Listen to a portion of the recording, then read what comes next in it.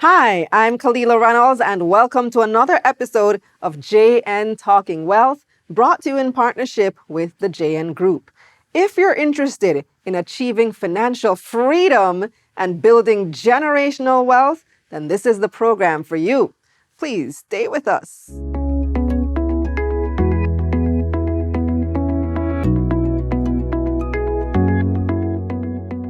How many times have you heard small businesses complain about how difficult it is to access credit?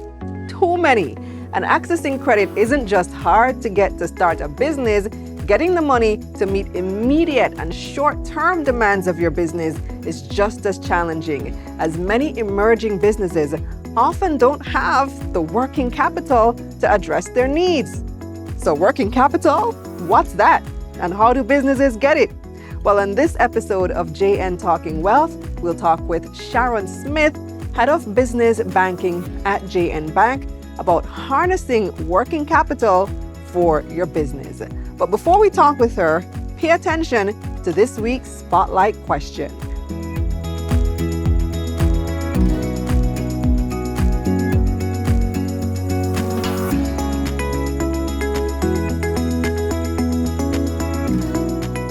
Hi, Sharon. Welcome to this episode of JN Talking Wealth. Hi, Kalila. It's my pleasure to be here. All right. So, and you look lovely, by the way. I just have to point that out, but that's not what we're here to talk about. Let's start with the elephant in the room. What is working capital? So what working capital really does is to allow the business to see how it manages its day-to-day obligations, and also how it can withstand any shocks that might occur or any opportunities for investments that might occur, how well the company is managing its cash flow. That's really what is working capital. So what are some examples of those demands on your cash, those things that you may need to finance on a day-to-day basis? The important thing about when you look at working capital and you look at your day-to-day obligations, you're going to be looking at what we call the current liabilities. So you're going to be looking at your payroll, your Big taxes. Another big one. Yeah, you're going to look at your lease or rent payments. You're also going to look at how you're going to pay for your goods or services. That makes up a good portion of your current liabilities, which impacts your working capital. So a lot of businesses have this problem where they just don't have enough working capital. And maybe it is that they're just not profitable at the moment. They're not bringing in the money fast enough, so they might have a lot of receivables out there. But if I determine that I don't have enough working capital and I need some support, what are some of my options?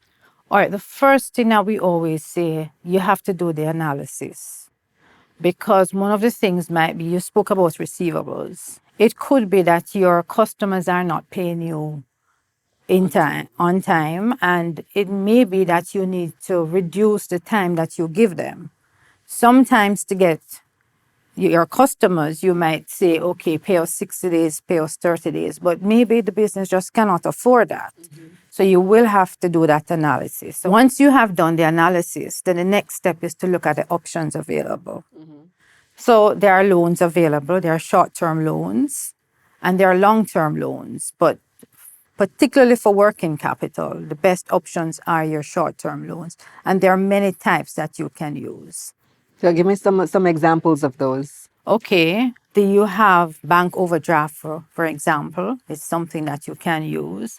Some companies might use a credit card because, with a credit card, you get approximately 30 days to pay for the expenses that you have, what you have used on the card. So that also is something that you can use as well. And there are many other types of loans that are available to assist the companies. But are loans the only option, though? Do I have other options as well? The other options that you have is really to look at managing your expenses. So is it that I can, as I said, give my customers a shorter time to pay, or on the reverse? Do I need to say to the persons who are supplying me both goods or services, I will pay you over a longer term, whether it is maybe 30 days or 60 days or 45 days. In also looking at the loans, we have and one of the other loans that we have is kind of a receivables loan, where the bank can advance you the cash up front to pay for your suppliers, and then you pay back the bank out of the monies once you sell those goods or services. And tell me how that one works. So is it that all right, so you said the bank will front you the money, Right. basically, and then the bank collects the receivable on your behalf. Is that how Collect it from the works? customers. From So the the customer. customers will be paying directly to the bank, yes. Okay. Yeah, that sounds like a reasonable option, a decent option. It is, it is. Okay. But that depends again on the type of business you're in and how well your customers pay you. Because the bank is not going to enter in such a situation with you or such an arrangement with you if you have bad paying customers. If your receivables are high, meaning when we say receivables are high, it means that your customers are taking a long time to pay you. So in those instances, it's not going to be the best option for you. But I imagine that you're only going to offer that option if they have a certain caliber of clients, like people that Correct. you know who are going to pay. Correct. What's the caliber of client that that you would accept for receivables financing? You want to make sure that your customers have a track record of paying you within 15, 30 days. And once you have that, so it would mean that your customers are also not in the same challenge that you have with your receivables. So then the government wouldn't qualify. Because they don't usually pay within 15, 30 days, but they do pay. But they do pay. So that also is a consideration. So the timing is important, but also to ensure that your customer will pay you. So that is also important. All right. So let's say I've listened to all that you've had to say so far. I know my struggles with working capital, and I've decided, okay, I must get a loan. What do I need to present to you at JN Bank in order to be eligible for that loan? What you will present depending on your structure. So because you could be a sole trader, you could be a partner, or you could be a company. So the first set of documents that we're going to require from you is to tell us that you are properly registered. So if you are properly registered as a company, a partnership agreement, if you're a partner, a sole trader, a business registration certificate, for example. So once we have established that you are legitimate in terms of your operations, the next thing now is to do an analysis of your business financial position. So that would require your financial statements. It would require to make sure that you are in good standing. By good standing, it means that you have paid up your taxes, you would have paid your statutory requirements, and so on. So we need those documentations. We would need to look at your flows through your bank accounts and all of that. So there are two main areas that we're going to look at. In terms of your operations, are you registered properly? Mm-hmm. And then the second thing, how it is your business is functioning. Right. And that comes from your financial statements. And the bank statements and so on. Right. The taxes, the TRN, all that good them. stuff. Right. Okay. So how much money can I potentially get? Is there a cap on how much I can borrow for working capital specifically? No, there's no cap. It depends on your ability to pay. So when we do that analysis, because again, you're asking us to give us money to help you to do your business. So through that analysis, we will be able to see how will you pay us back? So that is what will determine how much you can borrow, your ability to pay back the loan. Now, is needing working capital a sign of trouble in a business? The fact that they need it at all, because it means that maybe they're not managing the business properly? Not necessarily, because remember, working capital is looking at your day-to-day obligations. Mm-hmm. So sometimes it is just that analysis that needs to be done to ensure that you are making the plans properly. So sometimes as entrepreneurs, we overlook some simple things like on your current liability side in terms of looking at your real expenses. So it might not be trouble, but the thing about it, which will become trouble, is if you ignore the early warning signs. If you find out this month, listen, I had difficulty paying for my goods and services or my statutory obligations, and I ignored it and said, okay, and moved on, that's when it becomes a trouble.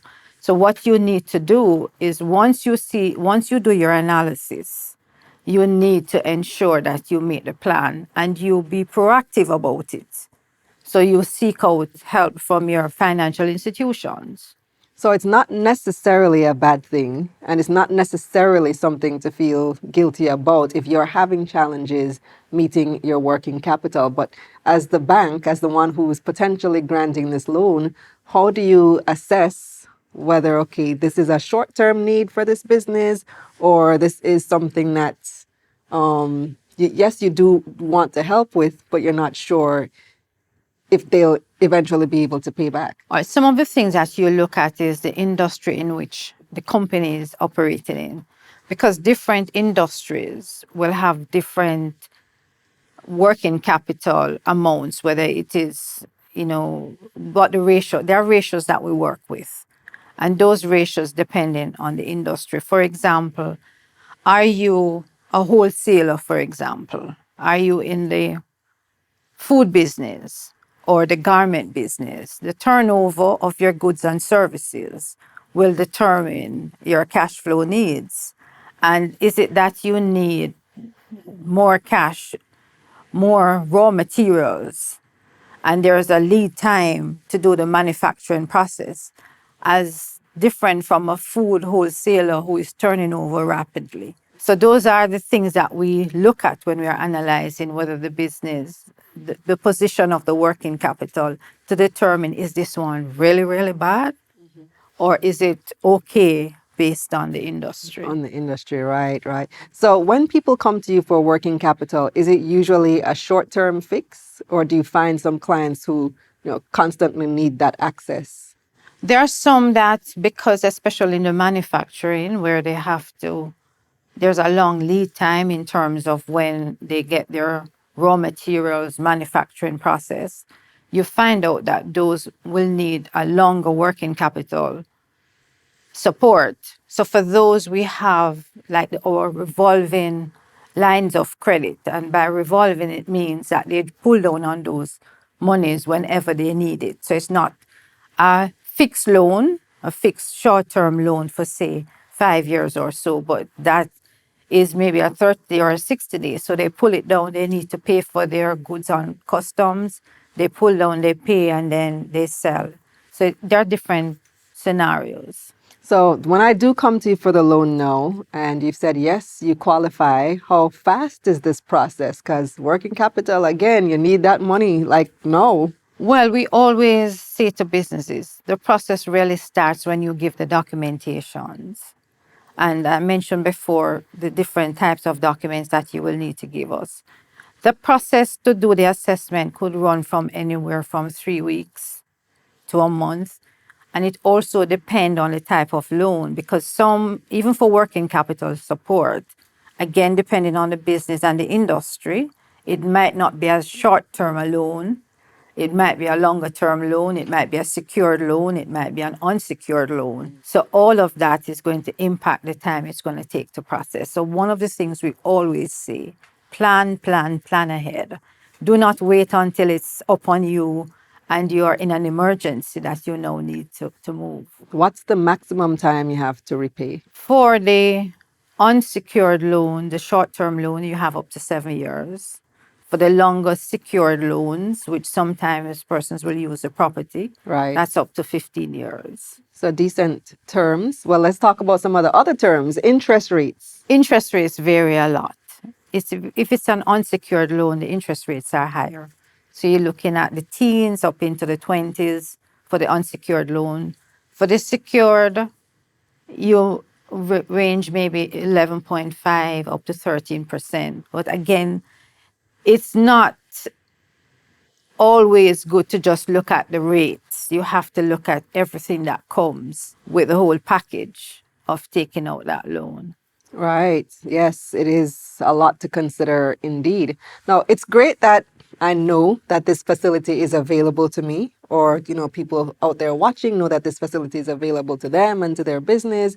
But how does JN support businesses beyond that? Because you don't want to always have to be dependent on a loan. So how do you support our growth as businesses beyond offering loans? JN takes a very holistic approach to businesses. So when you come into us or when we visit you, it's about what do you need to grow? Where are you now? And where it is that you want to go. And because of our wide range of services across the JN group, we're not just going to be looking at the business itself, but the employees that are within that business. So we support both.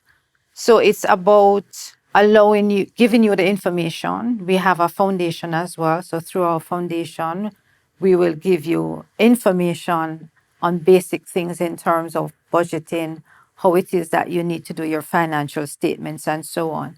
These are things that are critical for the survival of businesses. So we take the view that the business has to operate on a holistically to ensure that it survives. So we're going to look at your employees, for example.